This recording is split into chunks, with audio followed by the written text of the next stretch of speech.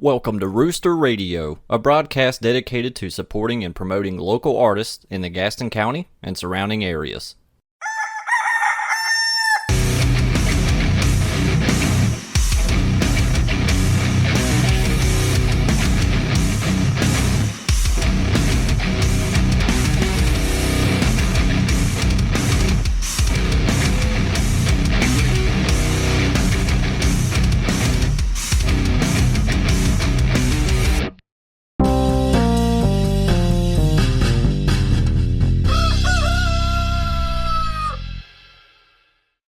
Welcome to Rooster Radio. Slide in. Welcome to Rooster Radio. Record a whole new intro with Bob laying all sexy on the bar.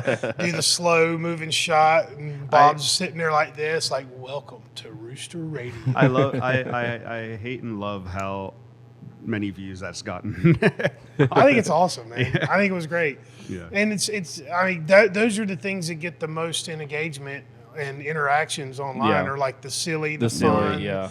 Yeah, it's never like the informative stuff, you know. And what sucks is the informative stuff oftentimes has really good content as far as like what we're actually talking about. But most of the people on the internet want to see like just mindless, little snippets of weirdness and craziness. And, so like every now and then I'll kind of break character or whatever, and I'll get a little silly with it, and those always end up being like super engaged online. I'm like, you gotta find how to mix the silly with the info. And the I'm not an entertainer. I'm saying us, not you. Even from my standpoint, when editing, like I've added here and there things that are kind of funny. Like I know one time I did like the Avatar. And I did a few other things that were. I did one like where it was like Michael made a mistake. That was kind of funny, but. If it's not organic, I don't want to force it. I tried to force it. But welcome to the show, ladies and gentlemen. This is the final episode of 2025 of Rooster Radio, and this is going to be our year-end review. There's no guest, unless you want to consider Ron a guest, because I'm usually behind the camera. He's always here, I'm usually but never off to the side, like over there. I'm here, but I'm just watching over everyone. Yeah, Ron's the one that makes this show look like coherent and puts it all together. But what I thought I'd do to wrap up 2025 is I wanted to do a year-end review. So I went back through the calendar a few weeks ago, and I just kind of took notes on some highlights and some lowlights throughout the year of things that, I thought would be fun and interesting to talk about. And then I wanted to leave it up to you guys, since you guys, you're really consistent and stuff, thoughts that you may have on some of this stuff. And hopefully this won't drone on too long. Hopefully it'll keep you interested. But we'll just kick things right off with January. If you remember January of this year, we were just coming off of the Save the Rooster benefit, which that actually happened the beginning of September. We were able to reach our goal, and we were able to keep our doors open thanks to you and your generosity. And your love and passion for this music community that we have. And it took me a couple of months to work out the details, but, long story short, we got a new deal with the bank, got rid of the adjustable rate on the mortgage, and we were able to keep doing our thing. So the year was starting off with a lot of hope. It was like, man, maybe high. Yeah, we were kind of riding that wave of, man, I can't believe we just did this. And then we jumped right into the year with our very first show with Shell Shock Promotions. And we'll probably mention a few of their shows throughout the podcast. But shout out to Mike, shout out to Young Berg. Those guys have been working their tails off this year, putting together amazing shows, not just here, but at other venues across the Carolinas. And all their shows, people show up to their shows. Like Shell Shock is part of a much bigger community of people that are into like the hardcore and hip hop and stuff. And they brought Heathen Son and Redefined here the first weekend of January. And that's always a tough sell, man. Everyone's just coming off of New Year's and Christmas and Thanksgiving, and everyone's broke. But we actually were able to get a decent crowd out for that show. And everybody does the whatever their New Year's resolutions, and half the time it's, I'm going to stop drinking. Yeah, stop drinking, save money, that exercise. kind of stuff. Yep. But that was probably our biggest show of the month in January, because January is always kind of a slow month. That was also the month that North Carolina Weekend came and did their taping. Some of you may or may not remember, back in June, PBS, it's the North Carolina Public Access, They have a show called North Carolina Weekend. It's been running for damn near 20 years. It's one of my favorite things to watch because it's all about destination spots, restaurants, museums, history, art all across the state. And the idea is like they'll go somewhere and do a few little bits for an episode to say, hey, you can go to this county for a weekend and these are the things you can do. And they featured us on the show and it was really cool. And we got to record that. We had to wait 6 months for it to release or 5 months for it to release, but that was really cool.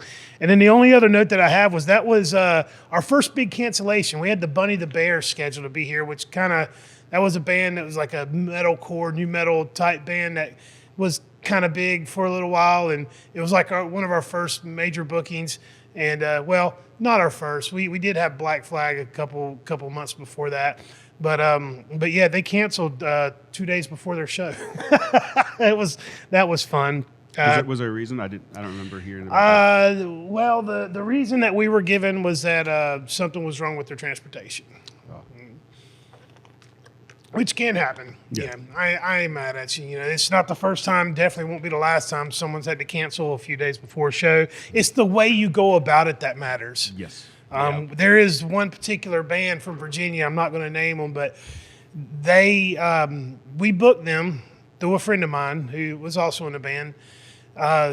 And we just weren't moving tickets for the show, which, you know, as we all know, it's very rarely do we sell a lot of pre-sales. Well, this band decided 2 days before their show that they were going to pull out of the show and cancel, and they were headlining the show. And they have been trying ever since to get back in here. And the way they went about it was so shitty, I was like, nah, not like you could have handled that better. I don't want to work with people like that. So call me an asshole. Moving on to February. Sorry, relationships matter to me. Yeah. And, you know, as far, you know, if I can't, you know, work with quality people. Yeah. Like you said, we all understand shit happens, but like. Yeah. But how you handle that shit that happens is what matters. Sorry, WDRB can kiss my ass. This will be the last episode that streams on there anyway. So Making somebody work. I don't, yeah, I'm going to let someone else worry about this time.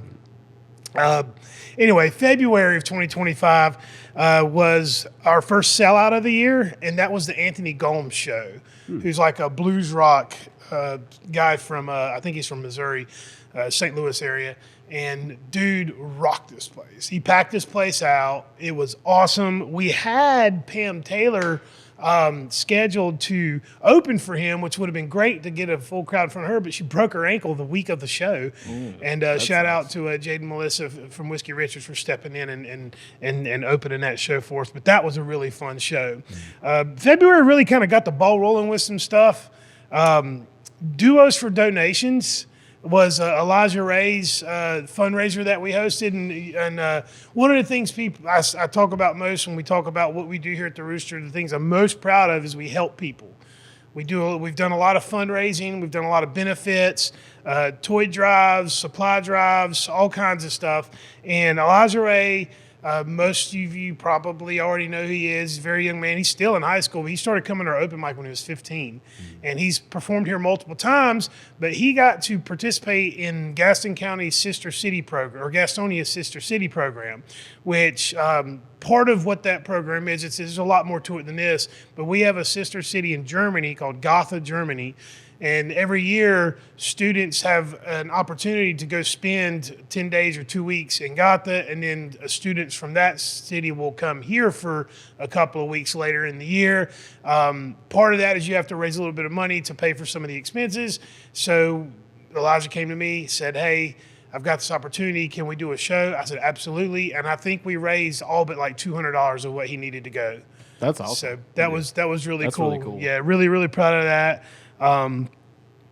That was also the month we hosted How to Be an Ethical Slut, which was the musical, comedy musical. Shout out to Brooke McCarthy on that. Shout out to Trace Casanova for bringing that to us. Trace was the perfect opener for that. Yeah, he really was. Yeah, Trace had a wonderful set. Brooke's show was highly entertaining, very, very funny. I would host it again in a heartbeat if she wanted to do it again. Like, room was full. We actually had drink specials. We had a Dirty Slut drink special with a recipe she came up with for that night, and that was just so much fun. It was our first time doing a musical, like a comedy musical. I wasn't sure if we could pull that off with the room that we have, but it turns out we could. And what'd you got? Oh, nothing. Oh, Yeah, okay, you- I just took a sip of the beer. yeah. So I do remember that show was there was a because they had brought their own sound man. Yeah. And there was like quite the kerfuffle at the beginning. Yeah, yeah. Setting up for that show was a bit of a challenge because when we're all like tuned in for live music, so whenever we do something that's different, it changes the like how we manage the acoustics in the room and how we EQ the sound and stuff. And she had her own sound person to run her wireless mic, but we got it worked out. It took a minute, but we got it worked out. But it was a really fun show. This is a side rail, but kerfuffle is a fun word. That's the word of the day, and I will make an edit here that looks fun. Like a Pee Wee Herman style. Kerfuffle. Now, it wasn't all great in February. There was February is when we hosted the Cyclone 9 show, which Cyclone 9 was like an industrial rock band, kind of EDM-ish music, goth style music from Southern California, and they had a bit of a following. They put a decent amount of people in the room, but the singer, the lead guy for that band, clogged up our toilet in the green room.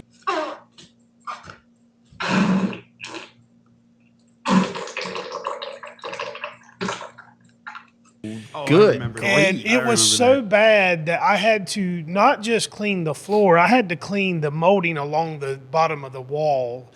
It was gross. It was awful. I'm never going to forget that, and I'm never having them back because they didn't tell me about it immediately. So Again, literal shit happens. Yeah, it sat back there How and you got handle worse. it. Tell fucking people about your shit. Yeah. So now the world knows the lead singer for Sight. And he was very proud of being a vegan when he got here. I remember that when he got here. He was going on and on about being a vegan. Then he goes back there and destroys our fucking green room toilet. Maybe he didn't have enough protein. I'm saying, like, just tell me. Just tell Salad me shooter. so I can clean it up before it floods the fucking bathroom. Anyways, moving on. To March. March, we hosted our first album release party of the year for the Ruftons, and that was a whole lot of fun. The Ruftons always bring a party with them. I love those guys. They're so much fun to see live. They're so much fun to listen to, and their new album kicked ass, and we got to see that with Yaller. That was the same show where they had the crossover T-shirts with the Yaller and the Ruftons T-shirts. So that was a highlight show for me. We also had our first emo night with a celebrity guest, Melissa Marie. Yeah, Remember yeah, that? That was really cool. Shout out to John Sanchez from Screwed Ends. Oh, dude. He's a great host for, like... He really yeah, is. Yeah, just in general. He's just... Talk about entertainer. John is an entertainer. That dude, he's DJ'd the emo nights. He's got a great hardcore band. He's all over the place in the community, and I got a lot of love for John. Love you, brother. And thank you for bringing Melissa Marie, because that was fun. That was a really fun time. I didn't know who she was. I didn't know what it was about. But yeah, it was a different cultural experience. Yeah, it's a different scene. It's not really my scene, but I really had a good time. Yeah. A lot of the music that was being played was familiar and stuff, so it was easy to get into it. You know what I mean? What else? Vampires Everywhere. We hosted them in March. That was another big name that we were able to get. Shout out to Johnny Killett for that, who was on the show a few weeks ago. Johnny brought us some good stuff this year, man. He really did. Like, hey, I appreciate you, brother, man. Like, a lot of cool shows this year that Johnny brought. We've got even more coming up. He's the one that's bringing Tantric here in January. Nice. We hosted our first Gothstonia, which turned out to be pretty cool. So, the goth scene, they're all really, really cool people, man. It was our first time just doing something for them, for that community. And everyone seemed to be super grateful that we did. Mm-hmm. So that, Milestone has the Digital Noir that they do every month, and that's kind of where they all meet up every month. So one of the younger DJs that participates in those had reached out about doing something here in Gastonia because he's from this area. That's how that all came about. Shout out to Jacob, DJ Squeaky. And it was a good time. We had so much fun. We did it again in November, and turned out to have, everyone had a good time in November as well. Had another sold out show in March with Lana Day and Valoria and Redefined. That show kicked ass. Atlanta Day always brings a party with them. They don't do a whole lot of local shows. So when they do local shows, people really, really come out. And that was my first time seeing Valoria, who is like a metalcore band with a saxophone player. That was cool as shit. That's pretty cool. Yeah. That's pretty That was cool. awesome. And then I'd be remiss if I didn't mention the Haymaker 2-part episode. It might be the most infamous episode we've ever recorded. It was 2 parts. We had a big show with Haymaker coming up. I think it was like 3.5 hours long or something. It was like that. it was a long time, and if you go back and watch the episodes, the episode or part 1 of the podcast was very engaging and informative. And then toward the end of it, the wheels start falling off, and then the second half is just basically everyone's pretty lit, and it's chaos. What's funny is I didn't realize until a little bit after that episode that I knew Tyler Wright when I was like you a knew kid. Tyler? So my best friend, his brother was friends with Tyler, and we used to play airsoft, and so like I remember playing airsoft with Tyler Wright at my friend's house. Over there, and there was at one point he knew I played bass and he wanted me to be in a band, but at the time I was like, I'm not good enough to be in a band. I just played dumb video game music. So, but it was very interesting to be like, oh, no, that's Tyler Wright. Yep. Yeah, and we have a lot of love for Haymaker. If you call back, they were the band that played. They on played the the roof. Yeah, they played the roof at the Save the Rooster show. Josh crawling all over the bar trying to grab more beers. I think they ran up like $100 and something bar tab during that episode. Oh yeah, A lot of fun. We love you and Haymaker. We love those guys so much. But yeah, so March was pretty exciting. March was also when things started to pick up for us. I'm a nerd. I keep track of everything. I know how many people come to every show. I keep a spreadsheet, and Hey, spreadsheets are nice. they are. Analytics are good. But yeah, March was when we started to see more people coming out to shows. February wasn't that bad, but March was really kind of when things started picking up. And then moving into April, our next Shell Shock show was our second time hosting Filth. That was another sold out show. Let's see, who else was on that show? I want to shout everybody out. It was Filth, Fear Illusion, Two Stroke Smoke, it was the first time seeing Salamander X, and Screwed Ins was on that show as well. Salamander X out of Atlanta. They're like a hip-hop metalcore band. The guys rap really fast. Like, it's like, Kind of Tech machine, 9-esque. I got like that machine gun flow. The guys were awesome. Had them back a couple of times this year. And yeah, shout out to Shell Shock again. That was a big show, man. And then that was also, I love how I take notes. Spread Eagle. That was the very next night was Crack a Smile, it was Crack a Smile brought Spread Eagle here, which was their second time here. It's cool we get some of these legacy shows, but that was also the show where Strike the Tower had opened the show and left early. Oh, really? Oh, And got called Interesting. out by DeLuca. Good. Yeah, and because they were up there during their set, and they were like calling out, like they wanted to thank all the opening bands, and they were like, and Strike the Tower, like, and they were like, where's Strike the Tower at? Crickets. And they were all gone, and even DeLuca was like, oh. Kind of had a little something to say Haze about them a that. little bit. And somebody But should have they're had a new. cricket soundboard ready for just Yeah. for that. They're a bunch of young guys too, right? no, Strike the they're Tower? like late 30s. Oh, shit. Okay. Yeah, Somebody it else. was. I mean, the reason why I took the note and brought it up because it was a good opportunity to bring up about when you're doing this Proper conduct. Yeah, it's about etiquette. Yeah. Like, I get it. If you drove all the way from Wilmington for a show and you've got to get back for work the next morning, or you've got to get back for your kids or family or whatever, I understand.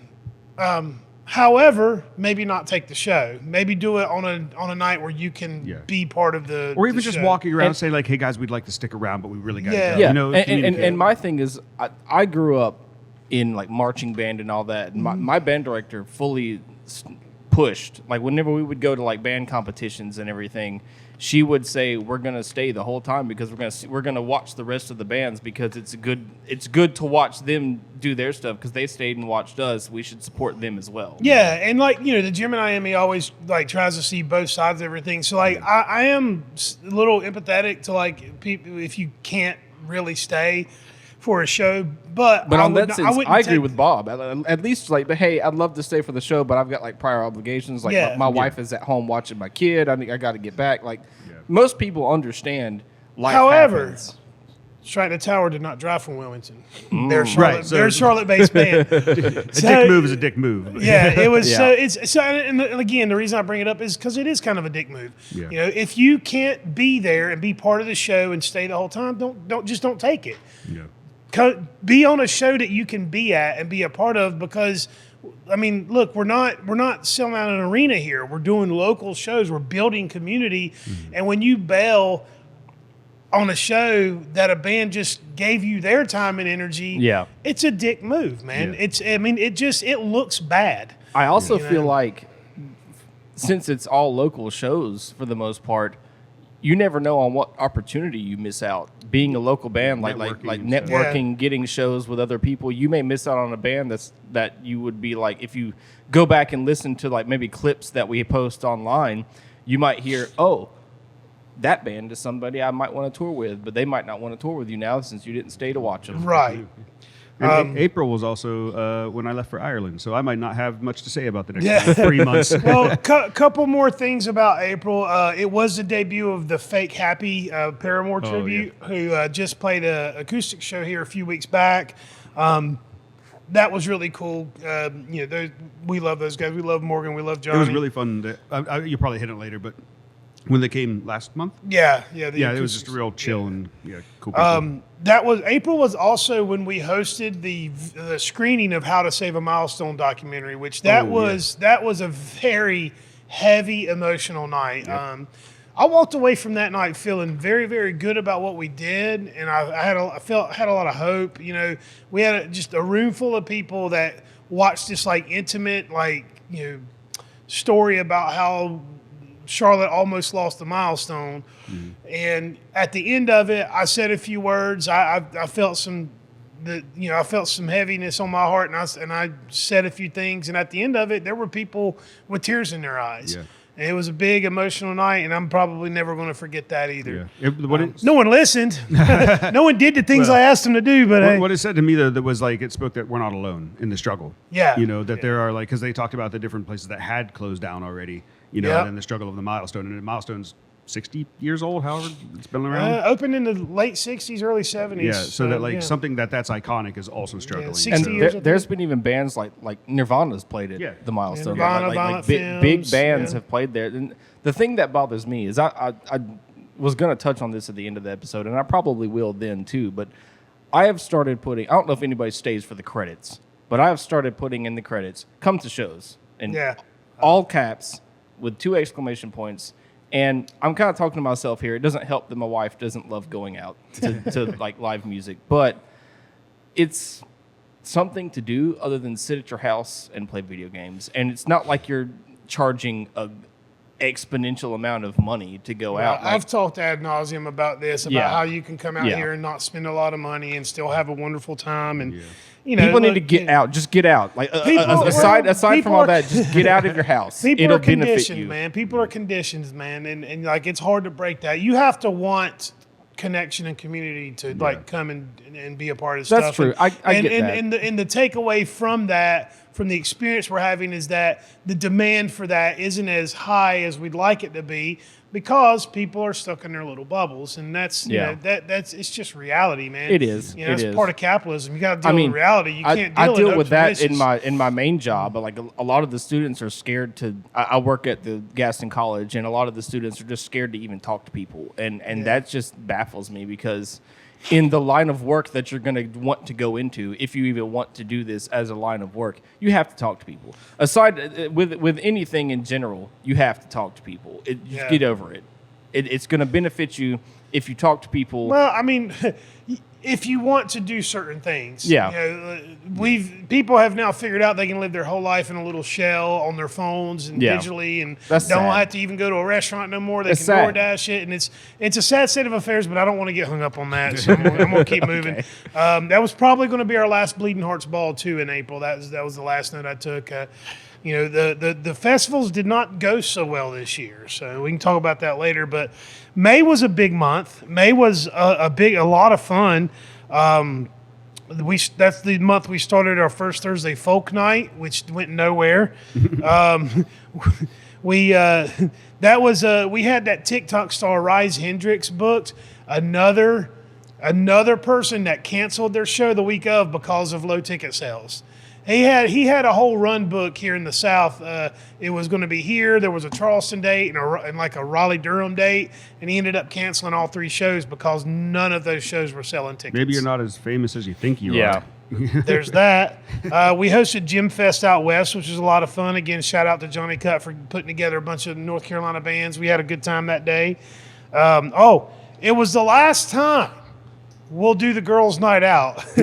So every year, if you don't know, every year the day before Mother's Day, that Saturday before Mother's Day, for our first 3 years open, I was bringing in the girls' night out show, which is like your Magic Mike dancers. And, I was like, oh, this is something fun for the ladies, night before Mother's Day, let them go out, have a good time. And the first year went really well. Second year went good, but not as good. Third year, this year, was garbage. I mean, it was the trashiest, As in like the turnout, or as in like the people? Yeah, the people, the ladies that, I'm sorry, ladies, but you guys ruined it for everyone else going forward. I'm never doing it. We had a girl that threw up in the front row because she good showed up. grief. Everyone showed up hammered. Yeah. Like that's not how you do it. You don't get shit faced before you get to the bar because You miss out on the fun. Yeah, You're not coherent enough to enjoy the night. Yeah, it was just a whole shit show, and I decided after that night we're not doing that again. I do have another idea for Mother's Day for 2026 that will good. be probably more fun and a little bit more wholesome. Yeah.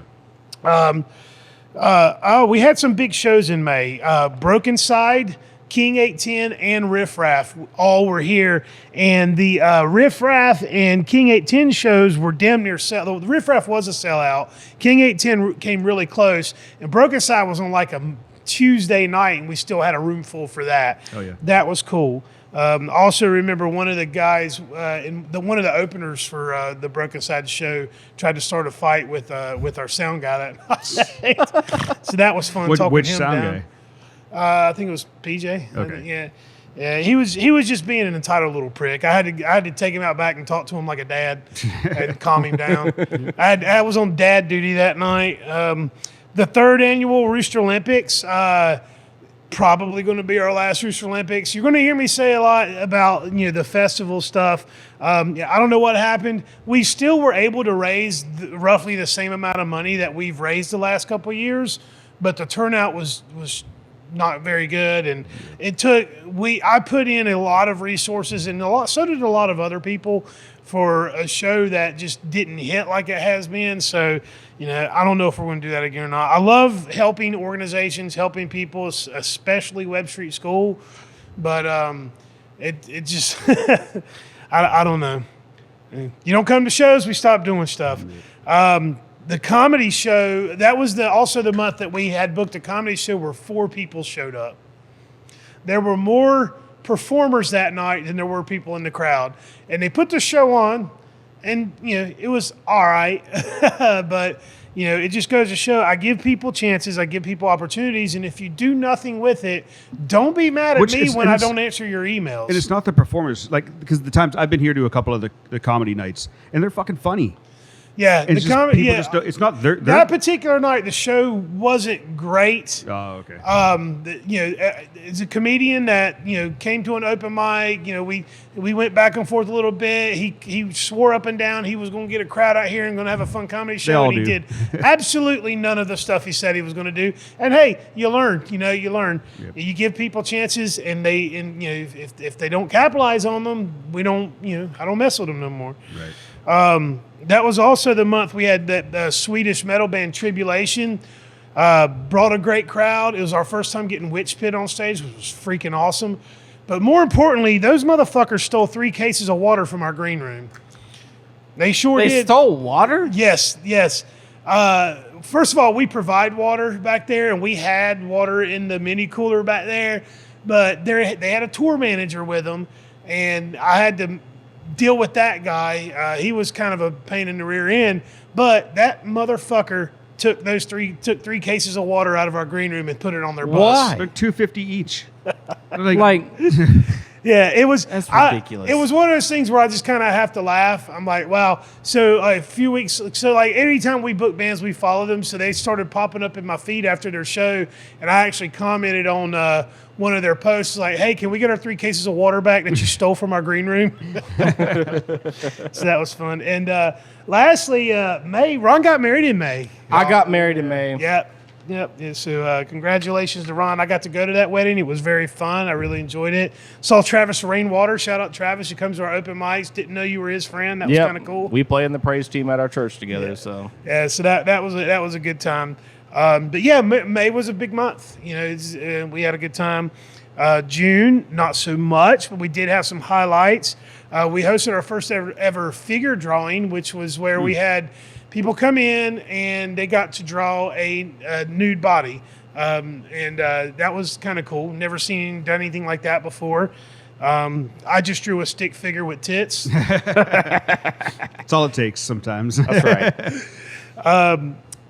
We had the Love is Greater Than Hate Timeout Youth fundraiser in June, with June being Pride Month.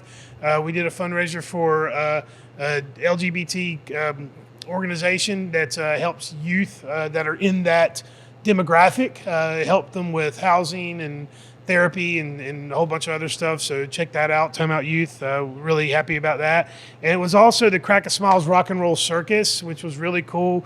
We had Trickster, the Midnight Devils, Anthony Quarter, who was in Tora Tora. We had Bad Marriage, Shaky DeVille, Audio Melt, and Prowess. All great, like old school rock and roll bands. We had a house. We packed the house both nights. Shout out to Cole with Crack a Smile. It was our first big Crack a Smile. It wasn't our first Crack a Smile show, but it was our first big one. Right. So that was really fun. But June, summertime, things kind of take a dip. People are out on vacation and school is out, and you just attendance kind of takes a dip. But that show in particular really brought people out. And then same thing with July. That was the sold out Kevin Udy show. So some of you may or may not know, Officer Udy's a big TikTok star, got millions of followers, does stand-up comedy. Packed this place. He's from the Monroe area, so he's kind of homegrown boy. So was Grace, and he's another. When you asked me about it earlier, That's who you thought I was talking about? I thought you were talking about like an old show, like a black and white, like Leave It to Beaver. Yeah, that was really fun. I got a chance to talk to him and his wife too before the show, and they're just really solid, down to earth people. Yeah. It was really cool. Everyone had a great time that night. These comedy shows, when they hit, man, they're awesome. When we get a room full of people for a comedy show, it's always a good time. Always. We also brought Head PE back in July, which was really fun. Redefine was on that show. That was really cool. My wife and I got to get really up close. We're both pretty big fans of Head PE, so that was awesome. Summer Stomp 2. So it was our first ever show with the wrestling involved out back. Right, yeah. That was so much fun. Shout out to DJ King Rash, Braden. I love you, brother. He worked his ass off to promote this show and get he put all that together. We had some punk rock inside. We had the wrestling outside. It was a great time. I'll never forget that little kid on the side of the ring just screaming at the wrestlers. It was the coolest thing ever. We will definitely be doing Summer Stomp again this summer. It was one of the wrestlers' first times performing too, wasn't it? So the promoter that put it on, King Rash and Stitchy C, are not professional wrestlers, but they were one of the matches late, like one of the late matches. They've been friends for 20 years. They've come up together in the music community, and they've got a lot of music where they've collaborated together. They've done a lot of shows together, and this was their first time stepping into the ring together. It was a whole lot of fun. Yeah. That was awesome. We also had the Nail Bite and Dying Oath show at the end of July, another full room close to sold out show.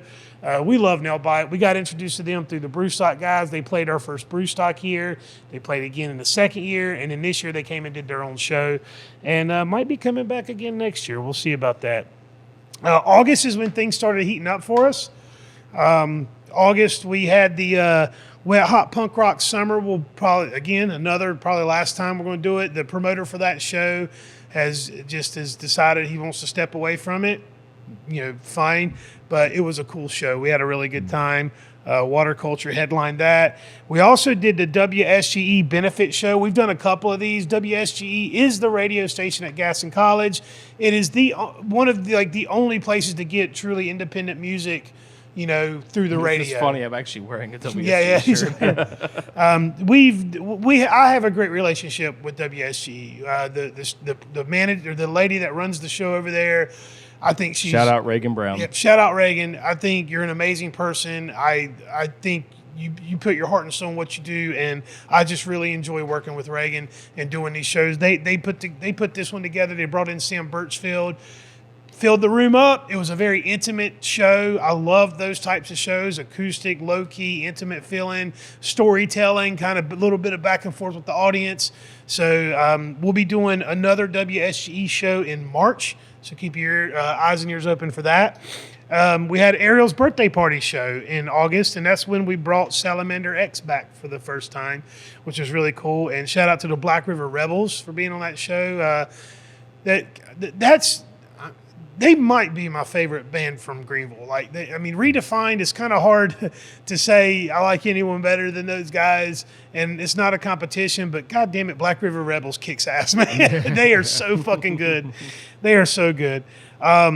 We also hosted our first fantasy football draft. I started a Rooster fantasy football league, and that was a lot of fun, getting some guys in here that love fantasy football, love the NFL. I don't play, but coming in here and seeing everybody's different strategies of how to pick and how to whatever. Some people were using ChatGPT. Some people had pen and paper. Somebody had been researching for months. Yeah, it was a lot of fun. And shout out to Eric and Baz, the grand dude, for being in the championship game this week. So we'll see who wins the league.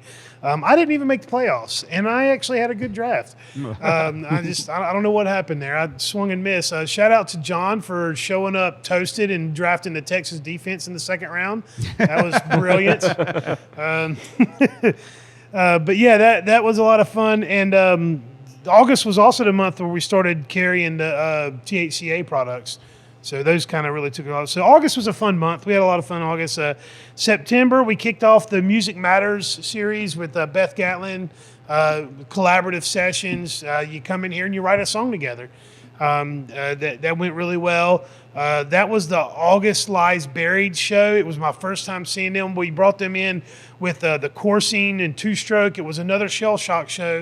It was my first time seeing them, and I walked away from there saying that is big boy metal right there. First of all, they're all really big boys, and they kicked ass. So much so, I bought a T-shirt, invited them back again. I've had them back since. We're going to have them back again next year. Autumn Lies Buried. If you're into hardcore and heavy metal, check out Autumn Lies Buried. It was one of the highlights of my year, meeting those guys and seeing those guys perform. I was just blown away. Blown away. That was also the same night Bazooka Joe got his ass punked outside. Oh, dude. I was really on the fence about whether to bring this up and talk about it, but you know what? Fuck that guy. This motherfucker brought a gun into my building. All right. And let me tell you, he got his face rearranged. And he got fucked up for it. Shout out to Young Berg from Two Stroke for punking his ass in the parking lot. Joe, don't ever come back here, bro. That you fucked up. That was a big mistake. And to anybody else, you ever bring a gun in here and I find out about it, I'll whip your motherfucking ass in the parking lot. That was fucked up, and it never needs to happen again.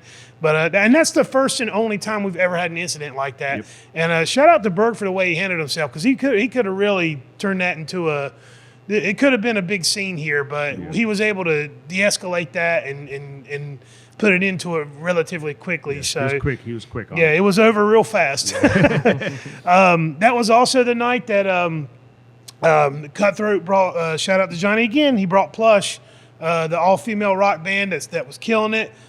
Awesome night. Room was packed. Shout out to Dove Cage, Parallel Lives, and Six Story Pyramid for being on that show. It was a very, very, very entertaining night. I'd have Plush back in a heartbeat. They did like a little meet and greet before the show. People got to come in and get their album signed and merch signed. They were such sweet ladies. Everything about that show was awesome. I'd love to do it again. And then Brewstock.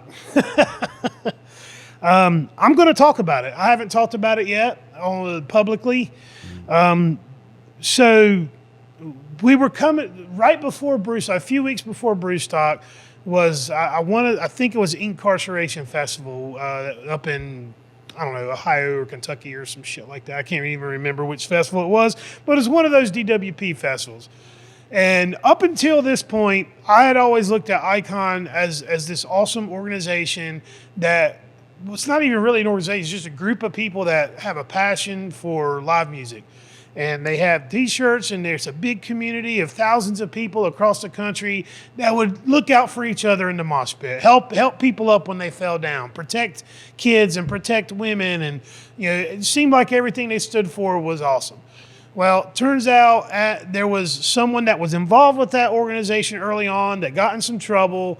I'm not going to get into the specifics of that, but that person popped up at this festival, and it sparked this huge online debate all over Facebook about people started pointing fingers at each other as the people were calling Icon pedophile protectors because this guy happened to be at the same festival. I wasn't there. I don't know what the circumstances were. I don't claim to know. But what I do know is the way that everybody acted online in response to that. You're all a bunch of assholes.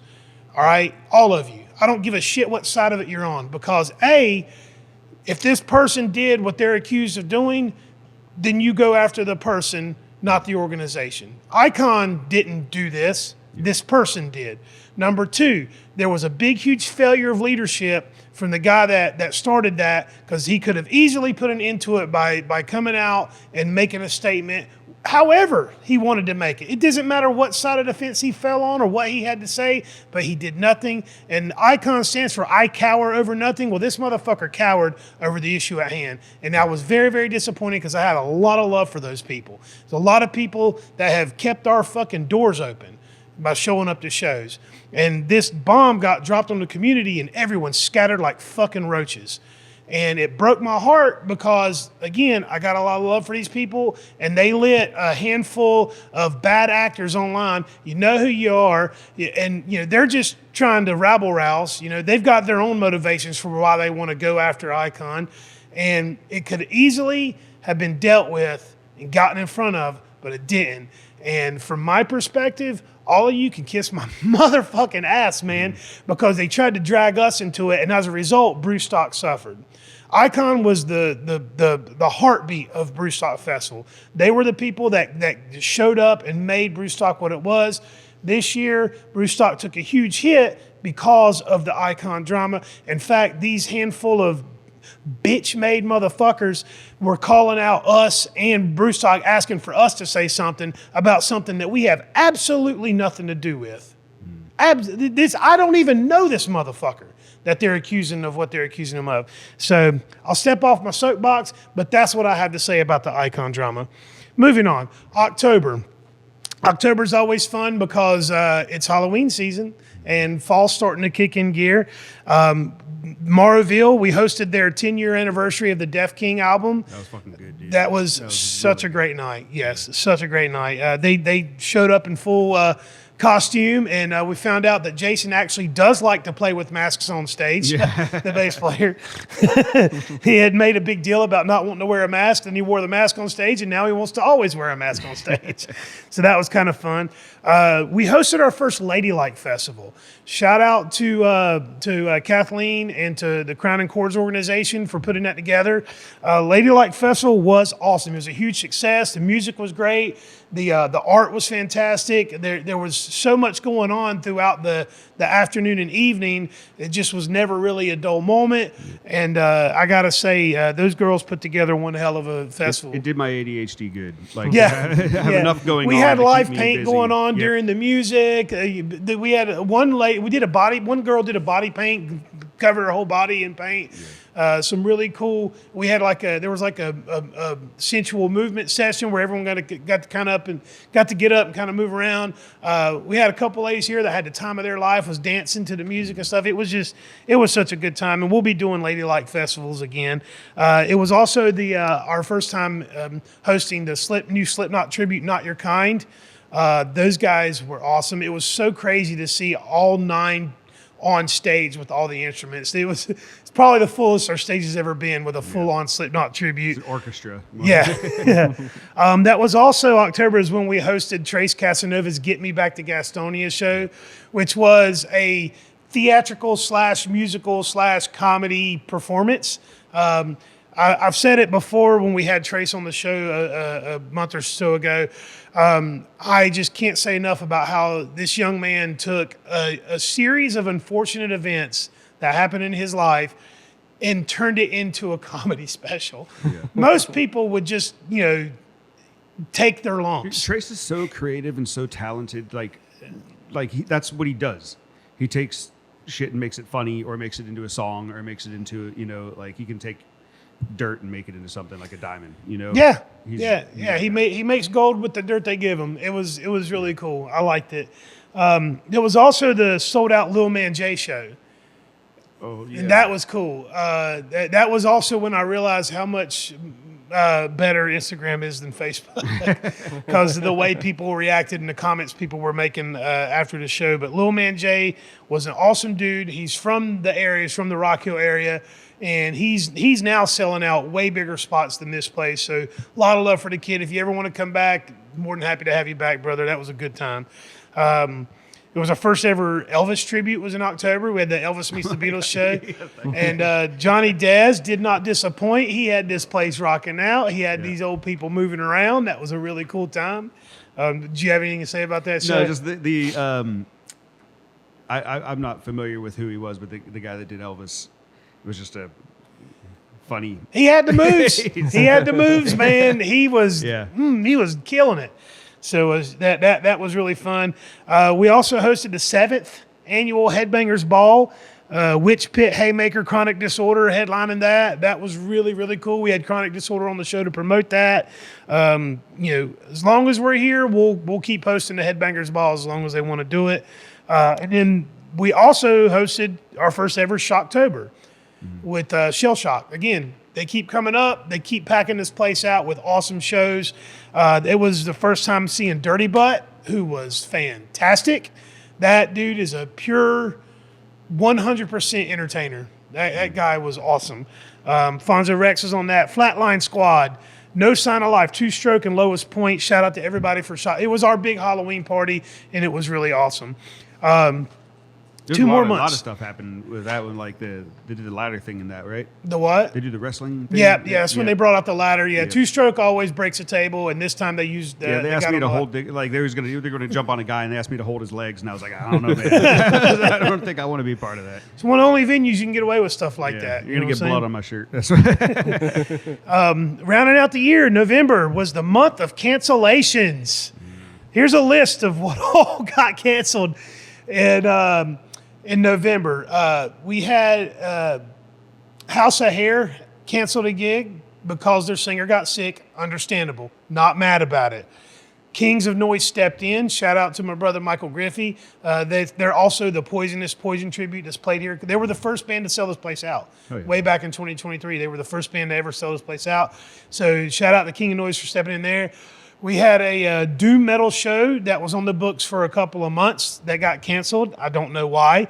I just got an email one day saying that it's not going to happen. We replaced that with the acoustic songwriter night where Stephen Massey, Ginger T, and AJ Herrick came in and did an awesome show. We had 2 out of 3 prog rock shows that month cancel. And this is the one that upset me. We had the 5th booked for a show. And they canceled because of the government shutdowns. What? One of their members, I guess, was in D.C. and had an issue trying to get a flight to be here for the show. Mind you, this show was on the books for at least 5 months before the show. Sounds like you got to book your flights earlier. It was it just there was some weird energy there. They're sticking to their story that the government shutdowns caused them to cancel the show. I say, good luck to you, brother. Shout out to Lost Highways and Fear State for stepping in on that one. So yeah, we had 5 cancellations in the month of November. That's crazy. Yeah. We also had the Cottonmouth Kings, which was a weird show. They Sound-wise? like we had them set up perfect for sound. I mean, we did sound check before the show. Sounded great. They got out there. They kept asking PJ to put more in their monitor. We couldn't put more in their monitor because they were maxed out. So we finally jacked them up and just feedback the whole show. and they loved it. They loved it. They thought it was great. I was not happy about it, but they thought it was a good time. Sugar and Heathen Sun was huge. That show was on the 8th, I believe, in November. We love Heathen Sun. Sugar is the System of a Down tribute. I got to tell you a little story about that show. There was a couple that came to that show that they were from Florida, and they were going to Atlanta to see the Viagra Boys. Love those guys, great band. But they were supposed to be playing Atlanta, but I guess the government shutdowns had an effect on flights. So they were diverted to Charlotte and didn't get to go to Atlanta. And so they were faced with a choice. Either drive 4 hours to Atlanta from Charlotte, 4.5 hours, and be late for the show, or Come to something cut here. their losses and figure out something to do in town. Yeah. They Googled, live music, and they saw that there was a System of a Down tribute playing at the Rooster in Gastonia. So they Ubered from the airport to they got a room. They got a room up the street at a hotel, and then came here to the Rooster and had a fucking blast. That dude was having more fun than anybody else in the room that night. And he even told his story to the guys in Sugar, and we all had a good time about it. And it was just it was a really cool little story. That couple got to have themselves, didn't have to spend their night disappointed that they missed Viagra Boys, because they got to hear System of a Down music and had a wonderful time. So that was just a really cool night. He left his card here, so they had such a good time they forgot to close their tab. But that was a cool time. We also had Flaw here, which was really cool. If you don't know who Flaw was, they had a couple of hits back in the early 2000s with the new metal scene. I was a fan of theirs back then, so it was really cool to get them here at the Rooster. And we had a really good crowd. It was an off night too. I want to say it was a Monday or Tuesday night, and we had a pretty good crowd. We also hosted the Casanova Christmas, and the Turtle Smash sold this place out doing a live band emo night. Another emo night that packed the house. That was really cool. So yeah, December was a fun one. We actually had a really good December. December paid a few bills, whatever. Mm-hmm. And then that brings us to the end of the year. How good are we doing on time, Rob? We're 53 minutes. Oh, fuck me. No one's listening anymore. All right. So December, we hosted the Grayson McGaha comedy show that sold us out. We had the Gilby Clark from Guns N' Roses. Shout out to Crack a Smile. That also brought Mike Tramp. Mike Tramp was probably the biggest show we had in the month of December. And then the Fake Happy Acoustic Show and the Rockin' Christmas Toy Drive was somewhat of a success. Not as big as it has been in years past. Which brings me to my little nerdy spreadsheets here. I kind of mentioned, I had highlighted our sold out shows, but I kind of mentioned them too. But yeah, we average about 52 guests a night. That's what it boils down to. Ladies and gentlemen, we are working our asses off to provide you with high quality entertainment that is here on the local level, that's affordable, that's accessible, that's it's a welcoming environment here. We're all ages. You don't got to drive all the way to Charlotte. Yeah, you don't have to and go deal to with all that Charlotte. shit Yeah. and, But we need that we average 52 guests a night. That number needs to be over 75.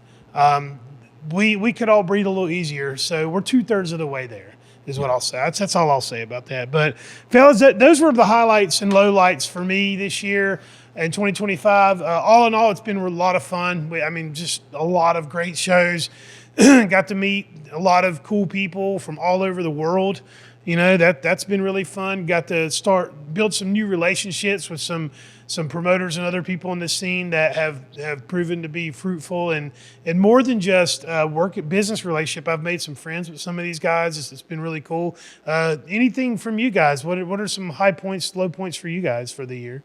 I mean, I guess for me it was obviously me getting married back in May. That was pretty cool. We did our honeymoon in Japan. That was pretty awesome to do. But the main thing is, again, like I put at the end of every show, and I don't want to beat a dead horse, but just come to shows. I'm kind of speaking to myself too, because it doesn't help that my wife doesn't love coming out to doing live shows, but I need to come to more shows because there's been a lot of times where I've come to some shows here and I've discovered a band that I like. And even with me being a Christian, I like hard rock, but there's not a lot of hard rock there that's on the Christian side of things. But I've actually discovered a few bands from coming to shows here that have been Christian hard rock that I enjoy. So there truly is something for everybody here at the Rooster, and it's not just metal shows. It's not just all this one specific genre. We try to provide something that anybody can enjoy at any point in time here at the Rooster. Bob, what you got? So I think that so like I kind of hit on a little bit. Like I went to Ireland for 3 months, right? And what that did was made me realize how much I love this place and missed this place and the people in the community around it, right? So to the point where I think it was like literally a day or two after I got back that I was right back here, and getting back into it. We started the podcast again and doing all the different things. It's just this is my home, We missed you while you were gone, and I was following every bit of the way and rooting you on, and it was a cool experience for you to have, and we missed you while you weren't here, man. Yeah, Bob has become a very close friend of mine. Ron has become a friend of mine as well, and we're just a big group family. Here that I'm very proud of what we've done here. Yeah, it's been a struggle every step of the way, and it hasn't been with that. The highs and lows. It's been a very bipolar experience. I'll tell you that right now. I do, and I've said this to you. I feel like we've turned a corner. I feel like that sometimes, but then then I'm like, maybe I was wrong. Truth be told, this could be the last episode of the podcast that we ever do. That's what I'm attributing the solemn tone of my voice to. Is it's a little bittersweet. Truth be told, I have priorities that are taking up too much of my time. Things are going to change, but I've got other things that I need to be focusing my energy on. Right. And quite frankly, the whole reason I started the podcast was to entice people to come to shows, and doesn't seem to be getting that job done. I hope that you've been entertained. I hope you've enjoyed the episodes we put out. I think we put out some really quality stuff. We've had some fantastic episodes. A couple of clunkers here and there, but we've had some really entertaining conversations with people. I think overall it's been really entertaining. And I guess this is kind of me tooting my own horn as far as the editing goes, but it is a process. And I just want to say thank you for the opportunity that you gave me. I started here as an internship when I was in college, and I've since gotten a job in the same department that I graduated from, but I've also had this as a side gig, and through this I've gotten other opportunities to do videography work and just networking in general, and I just want to thank you for the opportunity. That was always the idea, man. That was always the idea when it's in my business plan. All of these things we've been doing were all things that these are the goals that I'm trying to accomplish. This is what we're trying to do, and we've done it. We've created opportunity for people on a local level. This was I never meant to get these national acts. Right. I never even sought them out. To this day, I don't even go to booking rosters and try to pull talent. It's always organic. It's always conversational, and it's always relationship building is what's bringing shows here. I've had, before I opened this place, my friends oh, you should get this band. Oh, you should get that band. And it's they didn't understand what I was trying to do here. Right. And I think a lot of people still don't understand what we're trying to do here, but what we're trying to do here is build community. Build, like Ron said, doors have opened up for him by being a part of his community. Trace, doors have opened for him being part of his community. He's about to be featured on American Idol. Yeah. He wouldn't, and he's even said to me that wouldn't be happening without this place here, to give him the opportunities. And could be you too. Maybe you're looking for an opportunity, and it could be here. It's just, you have to be a part of what we're doing. You know, you don't. If you want to be involved or want to expand your knowledge or just want to introduce yourself to more music or like to being in music and stuff like that and playing music or whatever, make more friends. Just all of it can be done here. Like, cause like the open mics are a great place to, like, if you're writing stuff and not sure about whatever, get up there and fucking, get up on stage, get used to being on stage. There's people here that have been doing it for decades that you can get so much knowledge out of, like it's just a wellspring of knowledge and experience here. And even aside from that, had I not been an intern here, done the podcast here, I would have never befriended you. Right. And now we bullshit about Lord of the Rings nonstop and annoy the shit before every recording. Me and Ron are setting up everything, and all we do is talk about Lord of the Rings and nerdy shit. Or some kind and of I'm nerdy sure stuff, Michael's like, shut the fuck up, guys. No, it's fine. It's fine. No, it's all good. But that's the power of this place. That's what we set out to. That's what I set out to do, was build community and bring people together. And it sounds a little hokey and pie in the sky, but it's actually working. And here's one thing I've had. I was talking with my family over the holiday, and they were asking me about how it was going and stuff. And I was like, it's there's still like a level of uncertainty that just won't go away. I said, but the more I think about it, I have accomplished every single goal I set to accomplish when I opened these doors. Mm-hmm. If this place were to go away tomorrow, I still did what I wanted to do. I did what I set out to do. Be proud of yourself. Yeah, I can be proud. I'm proud of that. We've raised tens of thousands of dollars for different organizations around here, people that really needed the help. We have made people's holidays that were suffering in the domestic violence shelter and other other parts of that organization where people are in very, very awful situations, and we've made their holiday season special by providing these toy gift drives. And Hurricane Helene, we packed a fucking U-Haul full of supplies and helped, and they didn't go to the Red Cross, they didn't go to FEMA, they went straight in the hands of people that fucking needed it, man. They went straight to communities and homes and families that needed that help. We were able to raise enough money to get generators to a couple people that were stuck in the middle of nowhere with no way to get power. Mm-hmm. Shout out to Cigarettes at Sunset for putting that show together with us. Webb Street School, I'll say it again, we've raised over $20,000 for that school over the course of 3 years to help them with programs for kids that need it the most. So these are kids that literally cannot help themselves. So it's a public school, so their funding is limited, and they need more than everybody else needs to survive. So, all of those things, providing opportunities. I talked early on about catching a rising star at some point, and it looks like we have with Trace Casanova. I mean, there is no doubt in my mind that he will be a household name at some point in his life, and he got his start right here at the Rooster, and you can too. Just be a part of this community. You have to have the drive. We have the place set for you. Yeah. You just have to come out and do it. Yeah. Yeah. And so with that, I think we should wrap up the year in review.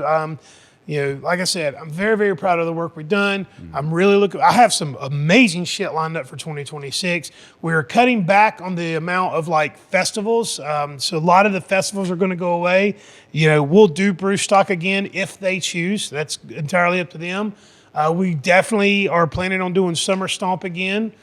And we'll do the Headbangers Ball, but I don't know if we're going to do anything else out back other than that. Maybe an opportunity will present itself between the time I'm saying this and next summer. But I'm going to get back to basics. I'm going to focus more on bringing in more folk and blues shows. We've done a lot of the hardcore and the heavy stuff, and for a while that was paying the bills, but when all that shit went down with Icon, that community kind of fractured in a very real and permanent way.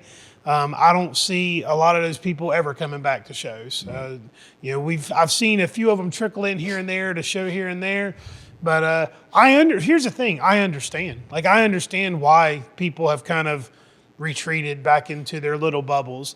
You put all of this time, energy, and love into this thing, and then a couple of pieces of shit tear it down. It kind of kills your hope.